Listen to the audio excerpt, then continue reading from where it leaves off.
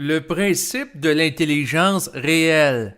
Avertissement par rapport aux propos tenus dans le cadre de cet enregistrement. Je ne demande pas de croire ce qui est dit, mais plutôt de vérifier par vous-même si cela est réel avec votre ressenti ou votre intellect.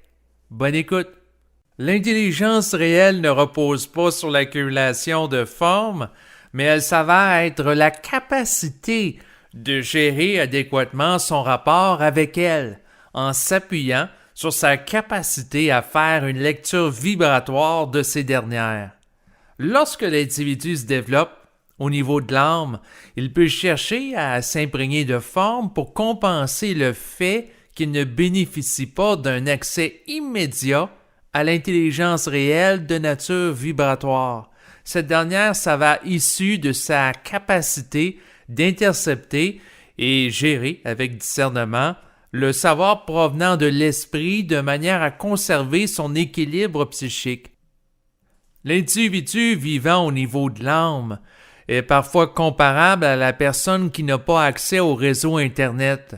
Elle peut avoir tendance à accumuler des livres sur différents sujets pour se doter d'une vaste mémoire sur laquelle elle va s'appuyer pour vivre sa vie, étant donné qu'elle n'a pas accès à la capacité d'aller chercher directement l'information de manière instantanée à mesure.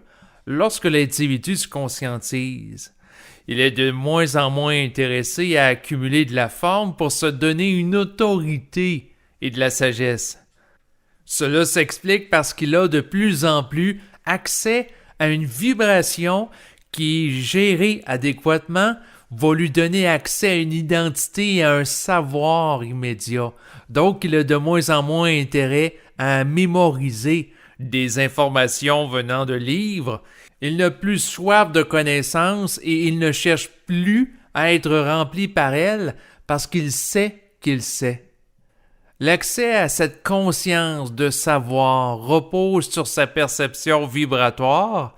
Il n'a plus envie de s'alourdir et de colorer son aura de forme astrale issue de mémoire. Par contre, il demeure néanmoins conscient que pour fonctionner dans une société où les gens ne vivent pas cette conscience vibratoire, il peut avoir à étudier en accumulant des formes pour se spécialiser dans un secteur d'activité et pour être capable d'intégrer le marché de l'emploi et de travailler ensuite.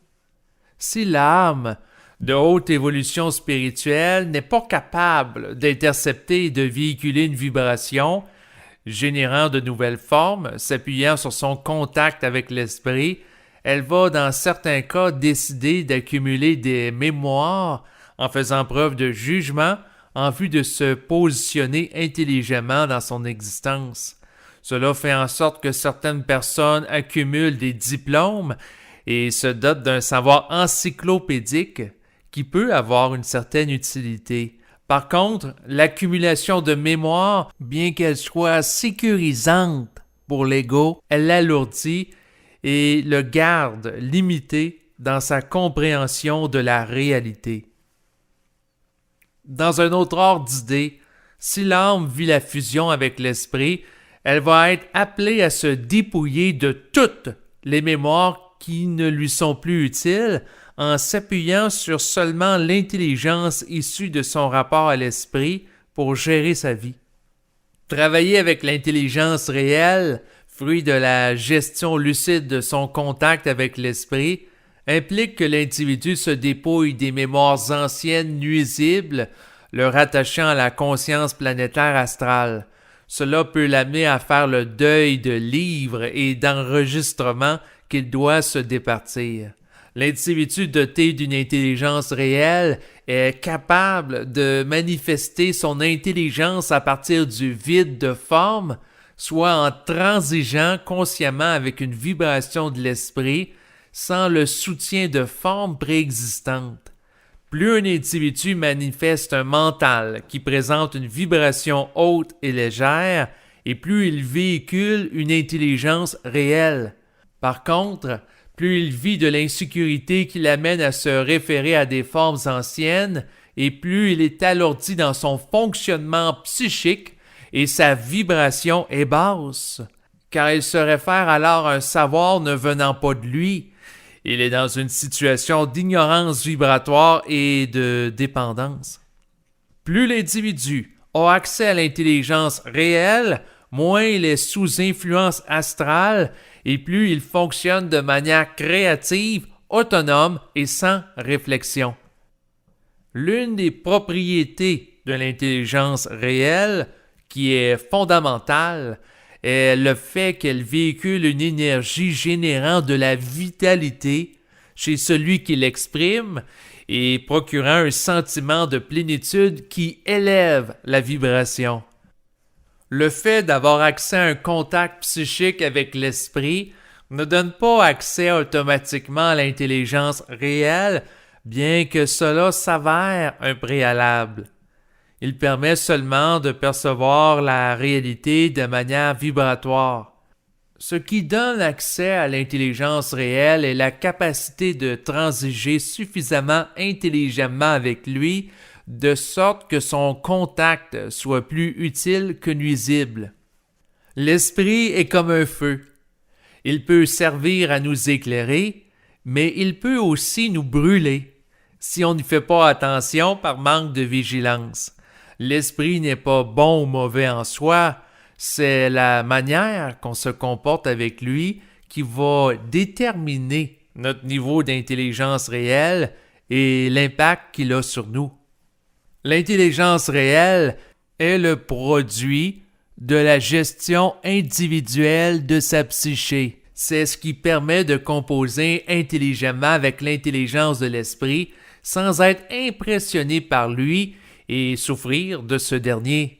Par conséquent, l'humain ne reçoit pas passivement l'intelligence réelle comme il peut recevoir des idées ou une vibration venant de l'esprit. Elle est plutôt le résultat de l'exercice actif de son jugement. L'individu peut recevoir des idées et des mises en vibration venant de l'esprit, se rapportant à l'importance de se libérer de mémoires anciennes et de charges émotionnelles qu'elles comportent, l'alourdissant et le liant psychiquement au plan astral. Par contre, cela n'appartient qu'à l'individu de se libérer lui-même des mémoires anciennes qu'il présente, en se dépouillant d'elles et en manifestant sa capacité d'agir autrement avec une force de volonté pour se libérer des résistances qu'il peut présenter, se rapportant à elles qui peuvent l'amener à rechuter, surtout si elles sont très addictives. Se libérer de mémoires fortement astralisées peut parfois être vécu de manière comparable à un sevrage d'une drogue qui peut occasionner des symptômes physiques et psychologiques au début. Donc, cela demande beaucoup de volonté à l'individu parce que ce n'est pas l'esprit qui va le faire à sa place, mais lui dans la matière. Par exemple, l'esprit peut indiquer à l'individu qu'il serait utile qu'il nettoie sa chambre, mais il ne le fera pas à sa place parce qu'il ne réside pas sur le plan matériel, mais celui éthérique. Donc, il appartient à l'individu d'agir concrètement pour nettoyer sa chambre s'il a l'intelligence de percevoir la vibration que c'est utile d'agir ainsi. Et c'est la même chose pour le nettoyage de sa psyché, des mémoires qui alourdissent. Voilà ce qui termine la lecture de l'écrit que j'ai produit et qui porte sur le principe de l'intelligence réelle. Vous pouvez, en cliquant sur le lien en bas de cette vidéo, accéder à ce document.